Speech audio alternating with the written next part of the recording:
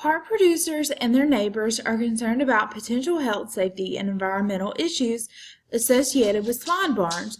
The Veterinary Infectious Disease Organization conducted a 5-month air quality study and found that there was no statistically significant increase in airborne pollutants 600 meters downward from a swine barn. Let X be the increase in airborne pollutants measured 600 meters downwind from the swine barn. Determine the null and alternative hypotheses. So this is a little bit challenging to write down them. So again, we start off with the null with H sub 0 colon, and the alternative is H1 colon. And the parameter we're testing, so here we're actually testing the mean, and then this is always equal to, and then we want to talk about the increase. So they're saying that there's no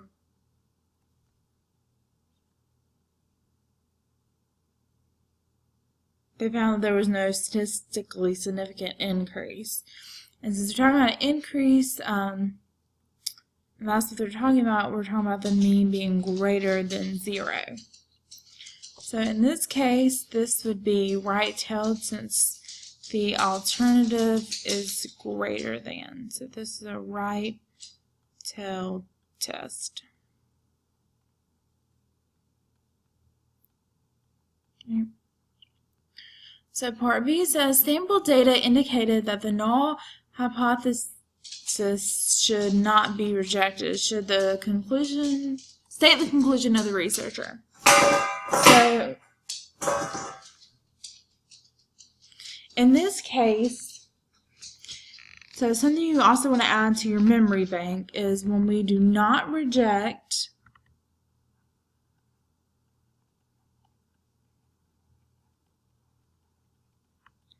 that means there's insufficient or not sufficient. It's another way you may see that worded. There's insufficient evidence to conclude the alternative. And if we reject, that means that there is sufficient evidence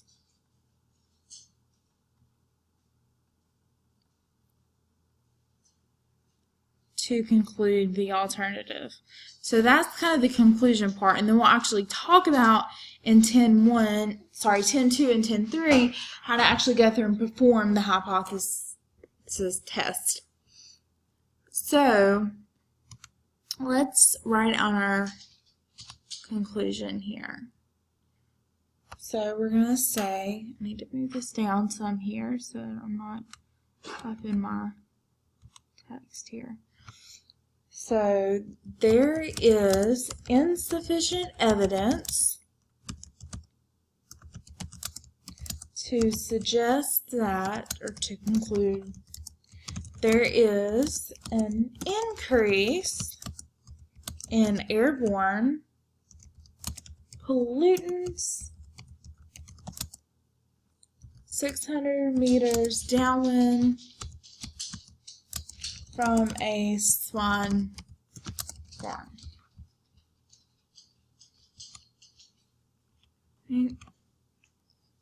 So there's the conclusion. So you want to make sure you're writing these in context and not just saying there's insufficient evidence to conclude the alternative hypothesis. You want to make sure you're always relating them back to the problem. So always make sure you're writing these in context. So the last thing we want to look at, suppose in fact there is an increase in airborne pollutants. Was a type 1 or type 2 error committed? Well, we just said that the null hypothesis should not be rejected. So we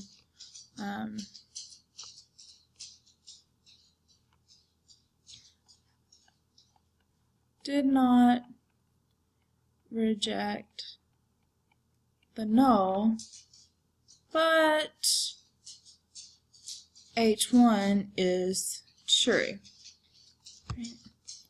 So since we didn't reject the null, but the alternative is true, this is a type 2 error.